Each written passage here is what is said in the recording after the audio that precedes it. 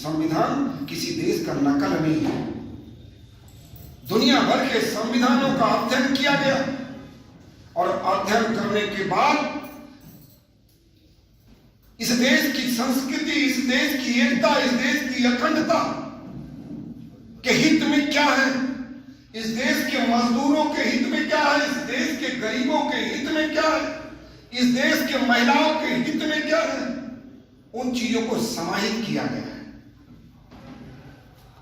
इसी आधार पर बाबा साहब ने कहा था कि 26 जनवरी 1950 को जब इस देश में संविधान लागू हो जाएगा, अगर आने वाली सरकारें की नीयत और नीति ठीक रहेगी तो 26 जनवरी 1950 के बाद जो राजनीतिक समानता मिलेगी, उसी के आधार पर, उसी के ताकत पर, उसी के समर्थन से हम इस देश में सामाजिक और आर्थिक समानता स्थापित कर पाएंगे। आज देश के सभी राजनीतिक दल मजदूर की बात करते हैं, शोषित की बात करते हैं, पीड़ित की बात करते हैं, महिला की बात करते हैं। ये बात करने के लिए मजबूर किसने किया? अगर इस बात को करने के लिए मजबूर किसने किया तो देश के संविधान ने किया है। इसलिए देश के संविधान की ताकत को हमको समझना चाहिए। दुनिया के कई देशों में सत्ता परिवर्तन के लिए कितनी क्रांति होती है, कितने रक्तपात होते हैं, कितने निर्दोषों की हत्या होती है, लेकिन भारतीय संविधान की ताकत देखिए, इसकी खूबसूरती देखिए कि आज बड़ी बड़ी सत्ताएं बदल जाती है और क्रांति की आवश्यकता नहीं पड़ती। आवश्यकता पड़ती है तो केवल और केवल अपने मताधिकार के प्रयोग की। ये मताधिकार का ताकत किसने दिया? ये मताधिकार की ताकत अगर किसी ने दिया तो देश के संविधान ने दिया है, बाबा साहब के संघर्षों ने दिया है। मैं नहीं जानता कितने लोग जानते हैं, बाबा साहब इस देश के कानून मंत्री से पहले 1937 में जब अंग्रेज के लॉर्ड गवर्नर के नेतृत्व में पहली सरकार बनती है तो बाबा साहब उसमें श्रम मंत्री बनते हैं। इस देश के लोगों ने बाबा साहब पे क्या क्या नहीं आरोप लगाए कि राष्ट्रद्रोही है, आजादी के विरोधी है। और जब बाबा साहब से पूछा गया कि आप अंग्रेज गवर्नमेंट श्रम मंत्री क्यों बनना चाहते हैं और क्यों बने, तो बाबा साहब ने कहा था कि इस देश में गरीबों के, मजदूरों के, किसानों के, महिलाओं के हक को दिलाने के लिए मैं श्रम मंत्री बन रहा हूं। और जब बाबा साहब श्रम मंत्री बनते हैं तो कितना बड़ा परिवर्तन होता है। यहां पर कोई मेरी बहन, मेरी बेटी सरकारी नौकरी करती हो तो जानती होगी, अगर उसको मैटरनिटी लीव मिलती है तो इन सरकारों ने नहीं दिया है, कांग्रेसियों ने नहीं दिया है। 1937 में बाबा साहब श्रम मंत्री के नाते इस देश की बेटियों को, इस देश के माताओं को ये अधिकार दिया है। एक समान काम के लिए एक समान वेतन लागू करने का काम अगर इस देश में किसी ने किया है तो बाबा साहब ने किया। अगर संविधान में संशोधन की व्यवस्था नहीं होगी तो देश टूट चुका होगा। इस देश में संविधान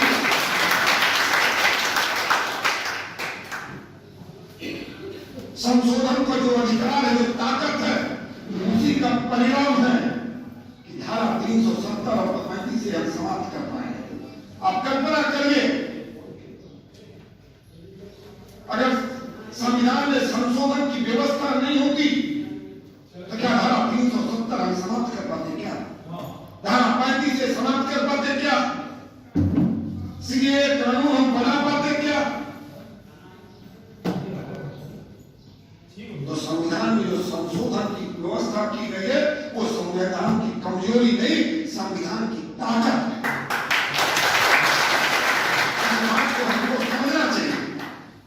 लेकिन दुर्भाग्य जिसको संविधान का ज्ञान नहीं, बाबा साहब के व्यक्तित्व का ज्ञान नहीं, वो भी संविधान के विधानों पर सवाल पैदा करते हैं।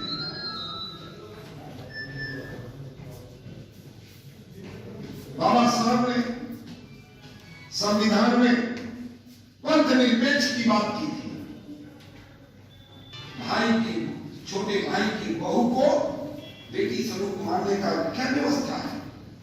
ये हमको धर्म सिखाता है। क्या कोई व्यक्ति धर्मनिरपेक्ष हो सकता है क्या? जब कोई व्यक्ति धर्मनिरपेक्ष नहीं हो सकता तो कोई राष्ट्र भी धर्मनिरपेक्ष नहीं हो सकता।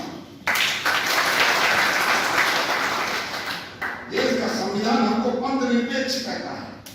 पंथ निरपेक्ष का तात्पर्य है हम किसी के भी पंथ में, हम सभी पंथ के मानने वाले लोगों को समान अवसर और समान सम्मान करेंगे। आपको जान के ताजुब होगा, दुनिया में आज तक जब से धरती बनी है 12 धर्म बनाए गए।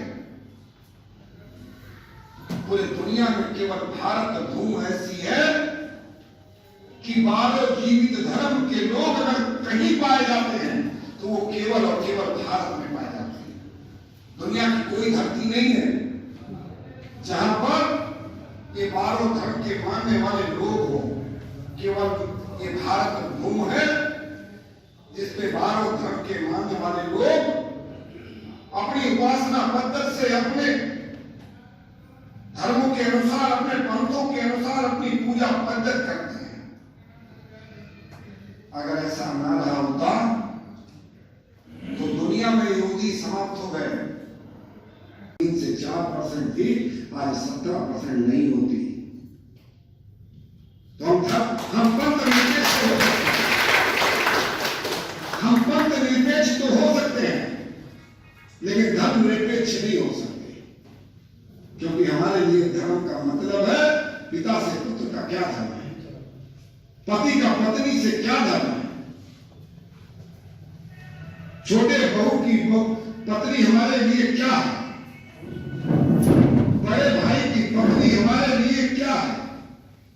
अगर भगवान राम पुरुषोत्तम राम ने यह आदर्श स्थापित नहीं किया होता तो कल्पना करिए समाज में क्या हालत होते। इसलिए हम धर्म निरपेक्ष नहीं, हम पंथ निरपेक्ष राष्ट्र का निर्माण करना चाहते हैं। संविधान दिवस की इस अवसर पे बातें कहने को बहुत है, लेकिन दुर्भाग्यपूर्ण है कि जिनको संविधान के विषय में ककारा नहीं माना, जिनके संविधान को नीति निर्देशक तत्व जिसने नहीं पढ़ा, देश के मौलिक अधिकारों के विषय में नहीं पढ़ा, नहीं जानते, वो भी चलते फिरते लोग संविधान में टिप्पणी करते हैं। तो संविधान दिवस के इस अवसर पर हम लोगों का प्रयास होना चाहिए कि संविधान का नीति निर्देशक तत्व क्या है, मौलिक अधिकार क्या है। जब पूरे दुनिया में मौलिक अधिकारों की लागू करना तो दूर, चर्चा करना दूर, कोई चिंतन तक नहीं करता था, तब बाबा साहब ने भारत के संविधान में मौलिक अधिकारों की व्यवस्था की है। पश्चिम हमको क्या सिखाया था? आज अंतर्राष्ट्रीय मानवाधिकार दिवस या अंतर्राष्ट्रीय मानवाधिकार संगठन बनाते हैं। हमारा संविधान हमको आईना दिखाता है। जब आपने कभी लाल नियम बनाना तो दूर, सोचना दूर, आपने चिंतन भी नहीं किया था, तो भारतीय संविधान ने दुनिया के मानव के अधिकारों की रक्षा के लिए, मानव अधिकार के अधिकारों की रक्षा के लिए उसमें व्यवस्था की थी। राजनीतिक भाषण नहीं चल रहा। संविधान की ताकत है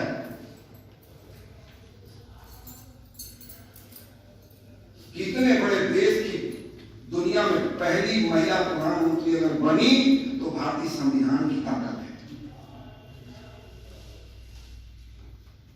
ये भारतीय संविधान की ताकत है कि चाय बेचने वाला प्रधानमंत्री है। ये बात मैं ले जाता हूं थोड़ा पीछे। जब देश आजादी के दौर से गुजर रहा था, आजादी को लेकर डेविड टॉक शुरुआत हुई थी। ब्रिटिश पार्लियामेंट से, ब्रिटिश प्रधानमंत्री से, ब्रिटिश शासकों से देश की आजादी की बात चल रही थी। उस समय कौन मतदाता होगा, कौन चुनाव लड़ेगा, किसके क्या अधिकार होंगे, क्या किसके कर्तव्य होंगे, इन विषयों में जब चर्चा हो रही थी तो पूरे भारत से एक व्यक्ति था जिसने इस देश के, चाहे वो महिला हो, चाहे मजदूर हो, चाहे अनपढ़ हो, सबको वोट दिलाने का अधिकार दिया। ये बात मैं राजनीतिक रूप से नहीं कर रहा हूं। जो यहां पे सुधी श्रोता है, जो युवा है, पढ़े लिखे हैं, वो डेविड टॉक को निकाल के देखे और पढ़े।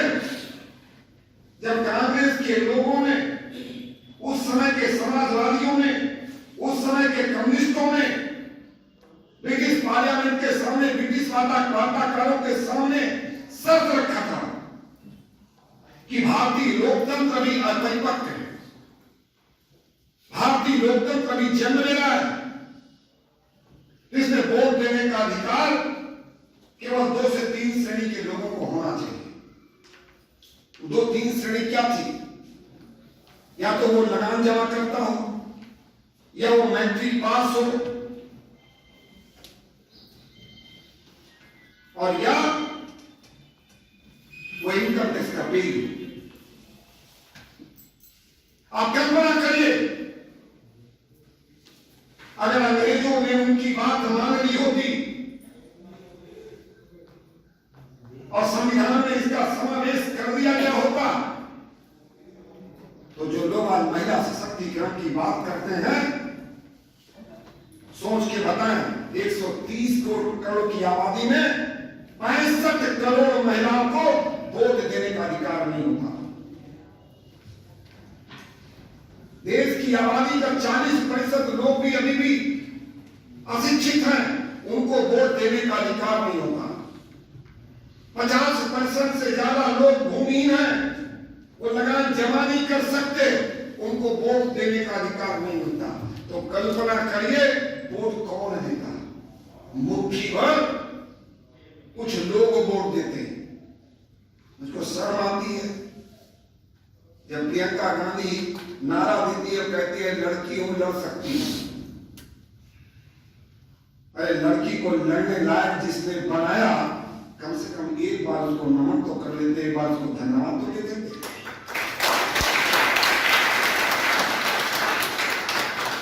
आप कल्पना करिए, अगर उस समय कांग्रेसियों की, सीपीएम के लोग, पुराने समाजवादियों की बात चलती, तो क्या विनोद सोनकर सांसद हो पाता? क्या मोदी जी प्रधानमंत्री हो पाते? क्या और आप इस सभागार में बैठ पाते? क्या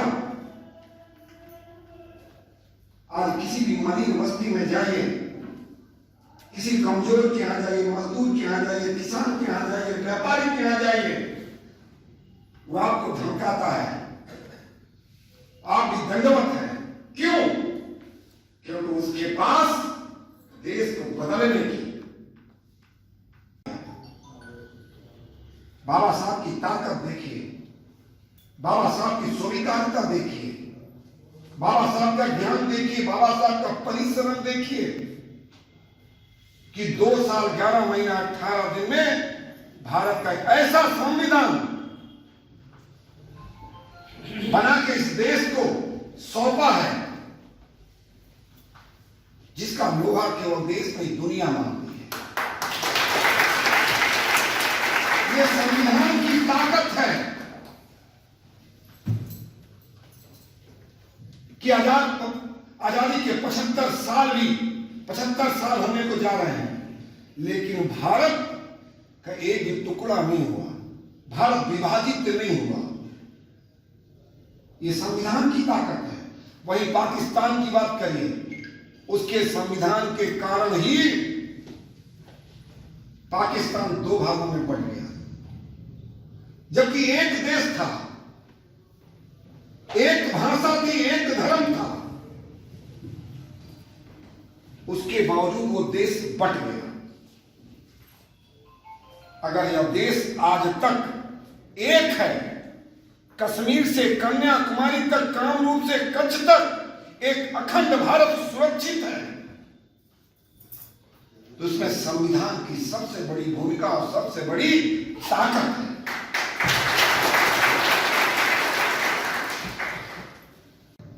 संविधान बनाने वालों की चिंता नहीं किया। देश के यशस्वी प्रधानमंत्री जी ने निर्णय लिया कि 26 नवंबर को हम संविधान दिवस के रूप में मनाएंगे। हम 26 नवंबर को क्यों मनाते हैं? 26 नवंबर 1949 को जब देश का संविधान बन के तैयार होता है, तो बाबा साहब भीमराव अंबेडकर के नेतृत्व में संविधान की पहली प्रति देश के राष्ट्रपति महामहिम डॉक्टर राजेंद्र प्रसाद जी को सौंपी जाती है। इसलिए 26 नवंबर का महत्व है।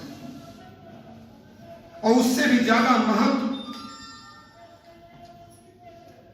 वो है जो संविधान की पहली प्रति सौंपते हुए बाबा साहब भीमराव अंबेडकर ने अपने पहले उद्बोधन में कहा कि 26 नवंबर 1949 को जो आज मैं संविधान सौंप रहा हूं, यह केवल एक विधान नहीं है,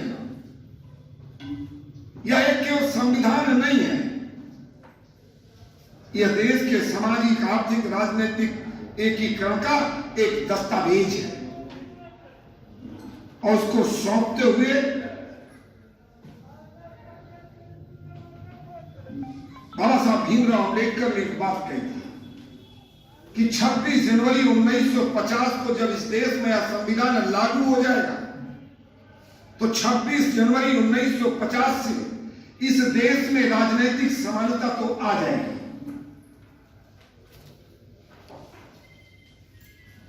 सभी को राजनीतिक अधिकार एक प्राप्त हो जाएंगे, सभी को वोट देने का अधिकार मिल जाएगा, चाहे वो गरीब हो, मजदूर हो, किसान हो, महिला हो, पुरुष हो, शिक्षित हो, अशिक्षित हो, राजनीतिक समानता तो मिल जाएगी। लेकिन देश में सामाजिक और आर्थिक समानता आने वाली सरकारों के नियत और नीति पर निर्भर करेगी। तो ऐसे संविधान दिवस की मैं आप सबको बधाई देते हुए मंच पर मंचासीन और इस कार्यक्रम के अध्यक्ष, अनुसूचित मोर्चे के जिलाध्यक्ष